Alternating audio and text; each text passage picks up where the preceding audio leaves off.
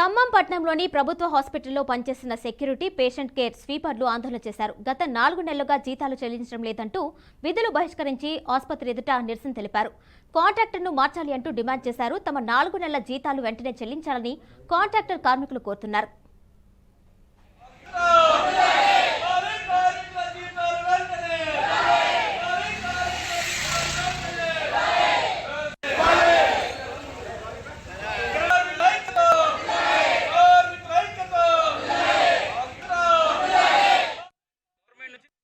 వచ్చింది August, September, October contract ఇచ్చాడు. ఇప్పుడు మెడికల్ కాలేజ్ లో 3 నెలల బిల్లు పెండింగ్ ఉంది.